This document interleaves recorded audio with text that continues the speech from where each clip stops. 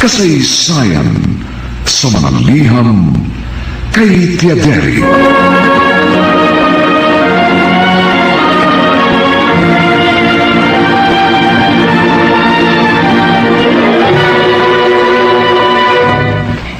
Itong inyong Tiaderi.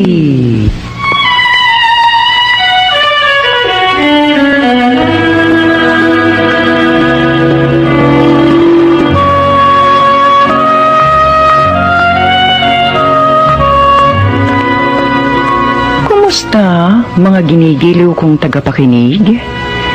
Narito na naman po kami sa pagsasadula ng mga pangyayaring lumikha ng suliranin at bagabag na humitik at naging mahalagang bahagi ng buhay.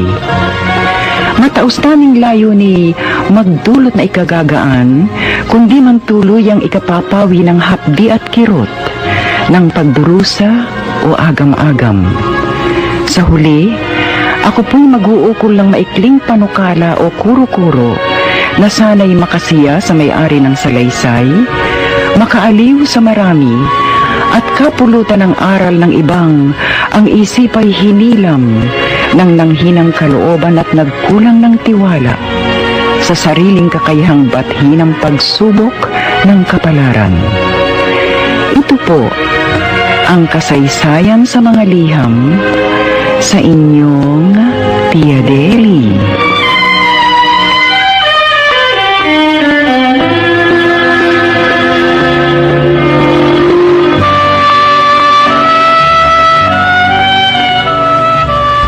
May salita sa wikang Ingles, if you can't fight them, join them.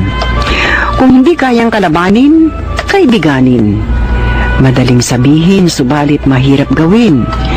Itong problema ng isang naninirahan sa Molave, Tondo, Maynila. Sumasangguni, ano kaya mabisang gawin? Kukublin natin siya sa pangalang Lena.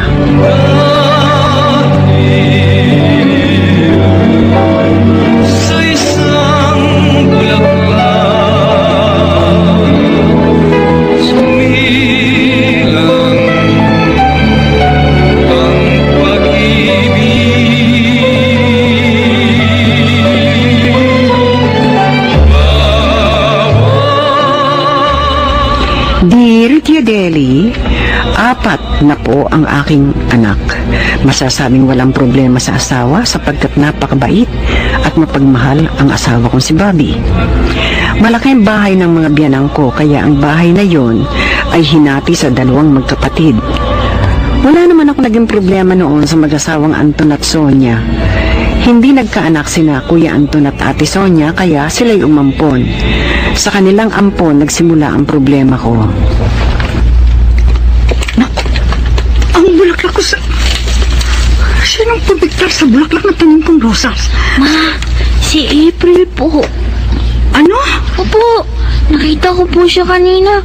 Kinuha niya yung bulaklak ng tanim po ninyo. Naku, umira na naman ang kakulitan ng batang yun. Naku, talaga. Bakit? Si April pinikta ng bulaklak ko. Kaya mo na. Bata yun. Kahit bata, dapat tinuturuan ng matatanda. O, tama na. Yung puso talaga? mo, baka malaglag.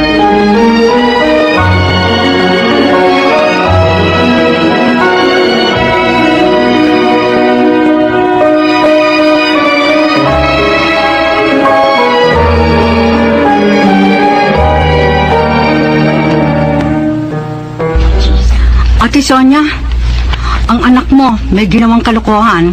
Tapanak ko na naman? Pinigtan niya ang bulaklak sa tanim kong rosas. Ang tagal ko pa namang hinintay na mamulaklak ang tanim kong yun. Eh, magkano ba naging damage? Babayaran ko.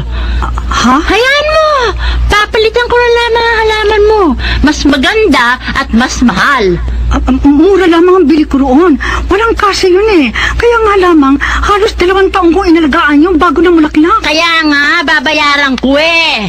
Eh, siguro naman hindi yun aabot ng 3,000 piso!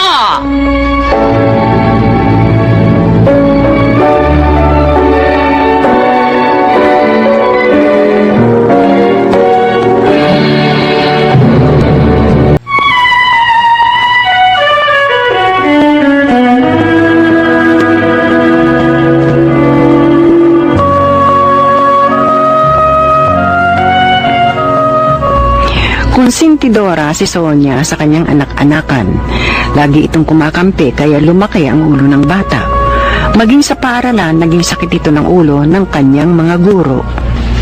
Bobby, mano ikaw na nga sumundo sa anak mo? Isasabay na yun ni Kuya Anton. Maya-maya lang narito na yun. O ayan, may pumapasok na kotse sa garahe. Kaya si Kuya na yan. Oh, ayan. Ayan ang anak mo.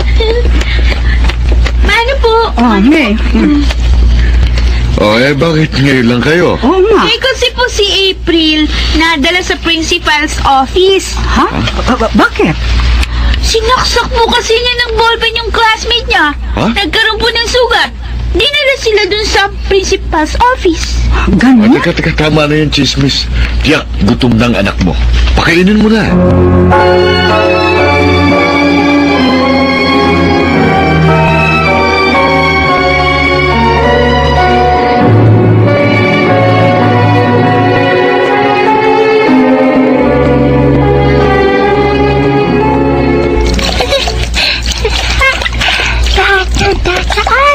Mababasa. Pauulanin ko. Ang lakas ng tulo sa hose ng tubig. April! Sandali lang ha, dadaan ako. So, Ilayo mo muna yung hose ng tubig. Ibaba mo. ayaw pa yata. Ang gusto ko, pasain ka rin, no? Ganito. Naku, wag, boy! Nakabihis na ako! Wag! Sige, Tingnan mo nangyari, oh! maligo ka ulit. Halika, dapat maldita mo, ha? Halika rito! Halika, ha? Wag! Salbahin ka! Salbahin ka! Gago! Aba, Gago! marunong ka pang magmura ngayon, no?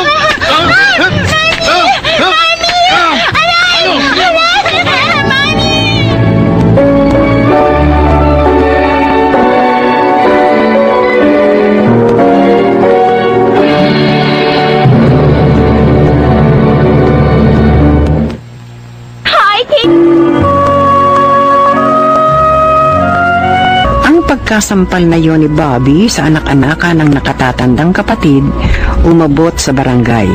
Dahil nagreklamo si Sonia, wala naman nangyari dahil napatunayang nagmura sa kanyang uncle si April. Ngunit yun ay naging mitya ng iringan ni Lena at Sonia. Sonia, binigyan mo ba ng ulam sa kabila? Ka ng Sonia. Yung sinasabi ka? Ay, nako. Kala ko naintindihan. Sabi ko kung binigyan mo ng ulam sa kabila. Ang ibibigay ko sa kanila, hayaan mong pakinabangan na lamang ng baboy. Sonia, Wala nang matitikbang masarap na pagkain ng kapatid mo, tsaka yung asawa niya. bakit naman? Mga walang yan sila eh. Pumapatol sa bata. Uy, may katwiran naman si Bobby, ha? Ang anak mo, hinahayaan mong magmura. Hindi nagmumura ang anak ko ha, kung hindi masasaktan. Eh, sinampal niya yung bata eh. Di talagang mumurahin siya. Nagmura muna ang anak mo bago nangyari ang pagsampal. Kahit na ano pang katwiran mo, galit ako ha, galit ako ha. Galit ako, Anton, galit ako sa kanila. Kung bakit dito pa sila tumira. Bakit hindi pa sila umalis dito? Sonia, pinaghati sa amin ang bahay na ito. Sa amin ni Bobby. Hindi ba maliwanag yun sa'yo?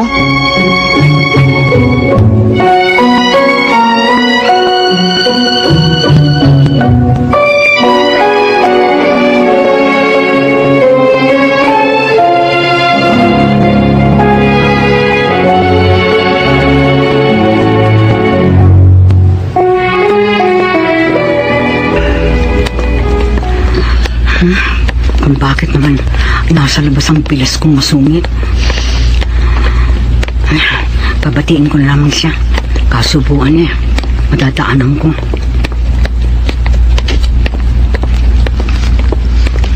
Ate? Che!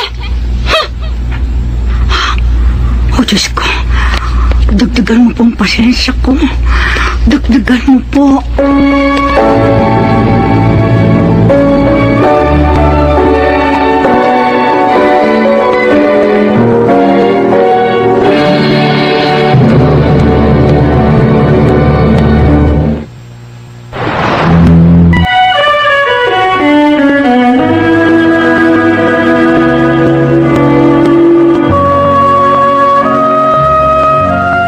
Lalong lumala ang namamagitan sa dalawang babae.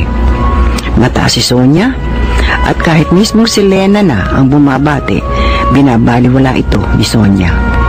Kaya nagpasya si Lena, humanap siya ng bahay na malilipatan.